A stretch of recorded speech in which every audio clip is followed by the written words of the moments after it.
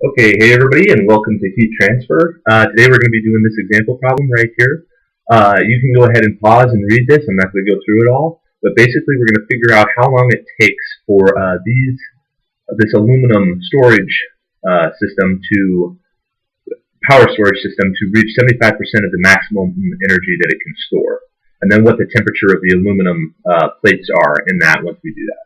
So going ahead and doing that. The first thing we want to do is get the material properties. Material properties, just so you know what you're going to be doing, what you can use when you go into this problem. And you can get those usually from your book, or your professor may give you a table with the properties you need if they're not given in the problem. So for T of aluminum, we can call it Lm right here.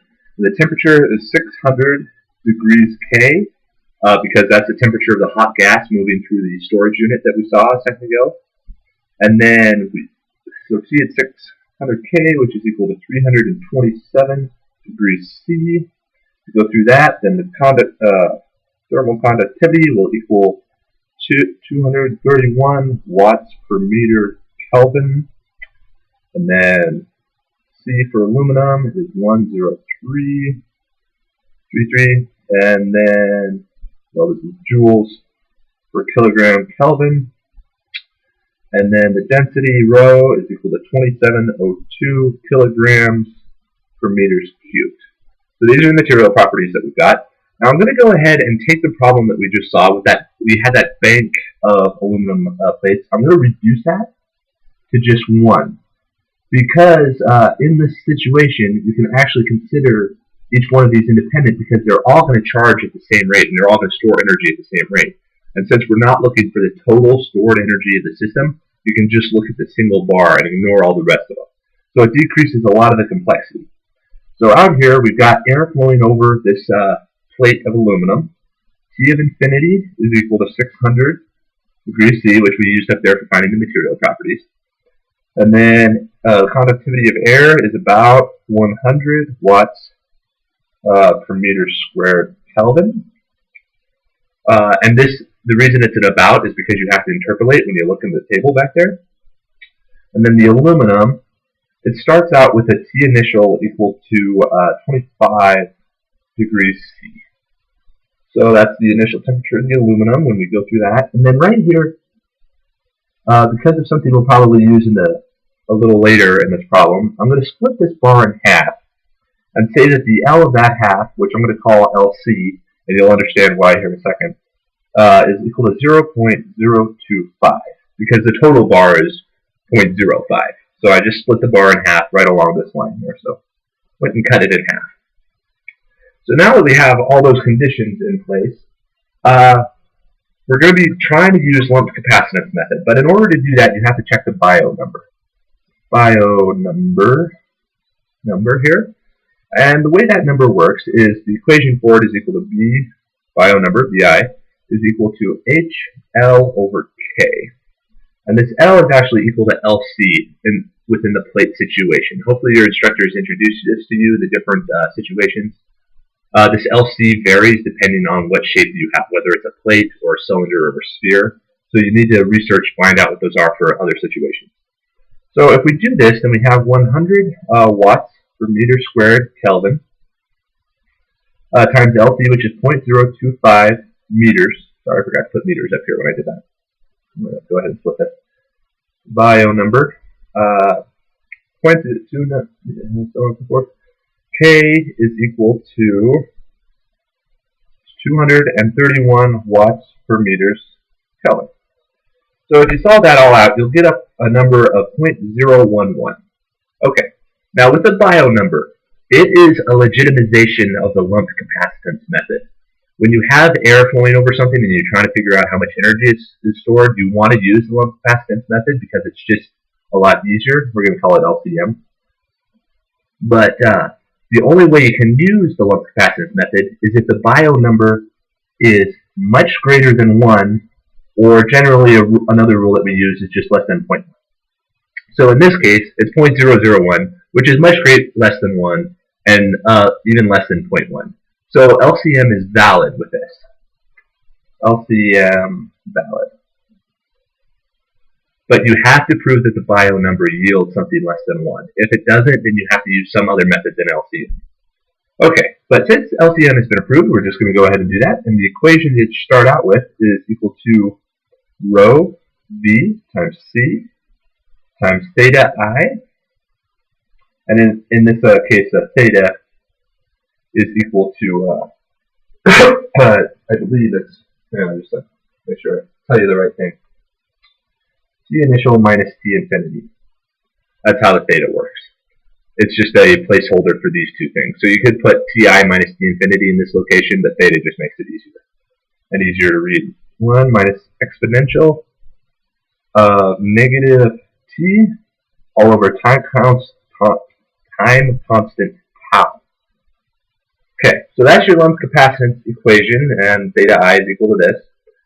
So what is this Q? This Q is actually energy storage. So I'm actually going to call this E storage, delta E storage. So that's how much energy you can store. That's what the lump capacitance method is for. How much energy can you store in this material of this particular geometry and volume and so on and so forth. But since in storage, this is also going to be a negative. The energy storage is negative because when it's something is taking energy in, it has a negative energy transfer. If it's giving energy off, then this would be positive. So, going ahead and doing this, so this is our LCM model, and this is for the energy storage as time goes by. That's because you have this time constant. Now, we're looking for a ratio. We're looking for what the conditions are when it's at 75% of max. So that's what this equation would be. This would be the energy storage at 0.75%. But we don't know what max is, and in order to get a ratio, we have to get energy storage over energy storage max. Well, what's this energy storage max? Well, if this is the energy storage over a period of time, then if you get rid of the time constant and basically make time equal to infinity, then this all goes to 1, and you end up with this. So energy storage max, EST max, negative still because we're storing energy, is equal to rho VC theta I. So there we go. We have our energy storage max, and we have our energy storage as time goes by. And if you take this to infinity, you can see it go to 1, because this is going to go to 0, and this is going to go to 1. So this is the maximum amount of energy that the aluminum can hold, and this is the energy it holds as time at a certain period in time. Okay, so going ahead and doing that ratio, this ratio right here, if we take this down, and we line that up, we have rho VC theta I all over 1 minus exponential of negative T over tau T time constant all over rho VC theta I. And as you can see, these two terms will cancel right there. And we have delta EST all over delta EST max equal to 0.75 is equal to 1 minus exponential. Oh, sorry. Maybe I should move that up so you can see this. So the change in energy stored and the change in energy stored maximum is equal to 0.75% is equal to this equation up here, exponential of negative T over tau. Okay, so before we can figure out what all the conditions are and what that time is, we have to figure out what tau is. Because as you can see, we have T and we have tau. Those are a little bit separate, but makes sense. There we go. T and tau, which is time, and then the time constant. Well, the time constant, let me grab another sheet of paper here. Time constant, tau, is equal to rho VC over HAS, or you may have been introduced to it as excuse me, RT CT. So this is the time constant tau. We don't need to use this, but if you've been shown this somewhere in your professor, at least you know what that is. But we have all of these values here with us already. So what we're going to do is we're going to go ahead and just simplify this a little bit, because we have volume over an area. You can just cancel those out, and you'll leave just a length on the top. So rho of L turns out to be rho of LC times C all over H. So that makes it a little bit easier because we have L, we have C, we have rho, and we have H. So,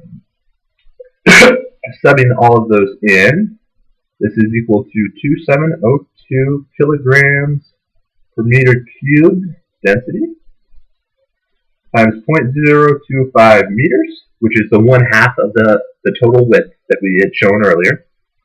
And LC is a special constant, remember. It's not just a normal length. It's the length of half of the wall, and it varies from depending on the geometry, so you have to be aware of this. And then 1033 joules per kilogram Kelvin, all over 100 watts per meter squared Kelvin. And you end up with tau equal to 698 seconds. So that's one time constant. So if you're thinking of charging a system, this is the time it takes to get to 63% of total energy that it can hold. So that's how a time constant works, if you've been introduced to that at all. Okay, so then, going back up here to our equation, we've got 0.75 is equal to 1 minus exponential of negative t all over 698 seconds. If you do this, solve this out a little bit, you'll get negative t all over 698 seconds is equal to ln of 0.25, just like that. Hang on, let me double check that. You subtract 1, take the negative over, okay, yes, that's positive, take the exponential. Okay, yes. My algebra is right. I was afraid I made a mistake there for a second. Okay, and then finishing solving this out, taking the natural log and multiplying by 698 and negative 1, you end up with t is equal to 968 seconds. So this is the time it takes, to get to 75% of the maximum energy that can be held in one of those aluminum plates. And since each one of those aluminum plates fills up with energy at the same rate, this is how long it takes for the entire system. So you don't have to multiply this by 6 because you have 6 plates or anything like that. This is how long it takes for all of those plates, all 6 of them, or whatever was in that original diagram, for them to all charge up.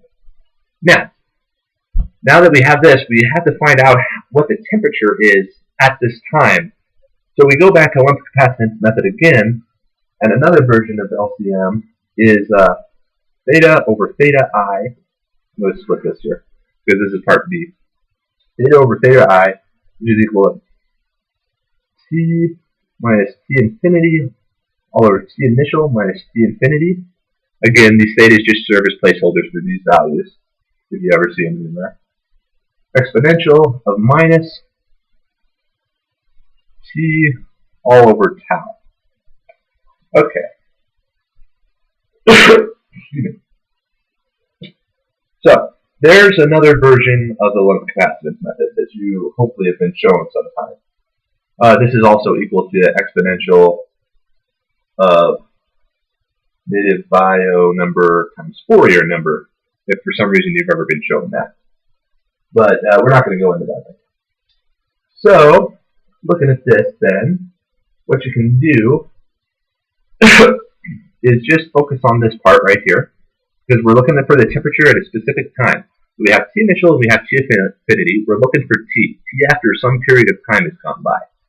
Now we have time, we have the time constant, so all we have to do is rearrange this equation a little bit. So we have T is equal to T infinity plus Ti minus T infinity exponential of negative T all over tau. And if you sub in all these values that we have T infinity, it's the same one we used back up here. We have T initial, which is the initial temperature of the aluminum. We have time, we have the time constant because we just solved for it. Bring those all down here. You don't have to solve for any of these, you just have to plug and chug. And if you do that, you end up with temperature equal to 456 degrees Celsius. And that's the temperature that each aluminum plate is at after 968 seconds, which is 75% of the total energy that they can store. And that's how you do that problem.